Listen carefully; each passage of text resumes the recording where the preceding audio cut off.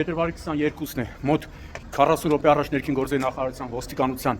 բարեկային ծառայության Երևան քաղաքի գնդում օպերատիվ տեղեկություններ են ստացվել, այդ թվում նաև համայնքային ոստիկանության կենտրոնական բաժնում են ստացվել այդ տեղեկությունները, որ հաղթանակ կամրջի տակ Հրազդան գետում տղամարդու դիկ կա։ Դեպքի վայր են ժամանել պարեկները եւ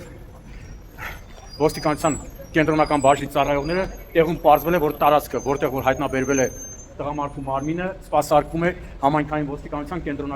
ոստիկանության Մալաթիայի Սեբաստիա բաժնի կողմից, ինչից հետո դեպքի վայր են ժամանել արդեն Մալաթիայի բաժնի օպերատիվ խումբը, բաժնի պետ Կարեն Բունյացյանի գլխավորությամբ։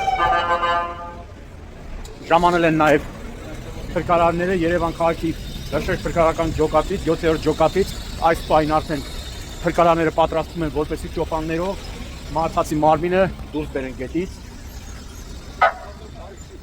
Բավականին դժվար անցանելի հատված է։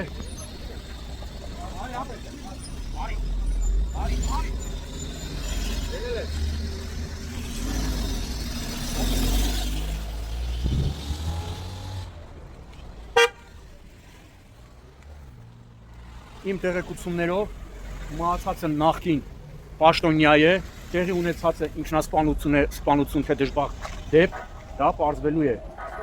Դեպքի փաստով էլ Մալաթիայի քննչական բաժնում նախաձեռնվել է քրեական վարույթ։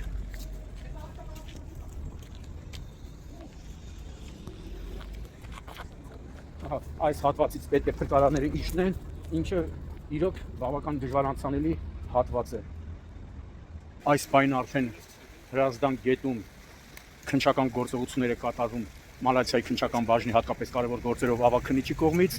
ում որոշմամբ էլ նախաձեռնվել է քրեական վարույթ, որից հետո արդեն փրկարարները Երևանի թիվ 7-րդ թռչեշ փրկարարական ջոկատի փրկարարները ջոկատի հրամանատարի գլխավորությամբ մահացածի մարմինը կտեղափոխեն դիատար։ Քիչ առաջ պարզեցի ինձ հասած տեղեկությունները, կարծես հավաստի էին, մահացածը նախկին ուժային կառույցներից մեկի բարձրաստիճան պաշտոնյա է եղել, ով այս պահին չի աշխատում։ Այս պահին տեսնում եք Երևանի թիվ 7-րդ հրշեջ փրկարարական ջոկատի փրկարարները հրամանատարի գլխավորությամբ քննիչի հանձնարարականով մահացածի մարմինը Հրազդան գետից բավականին դժվարությամբ տեսնում եք դուրս են բերում եւ մոտեցնում են դիատարին։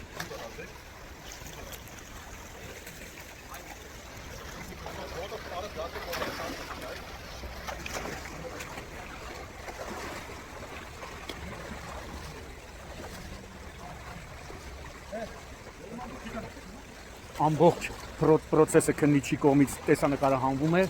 ինչը օրենքի կետերից է,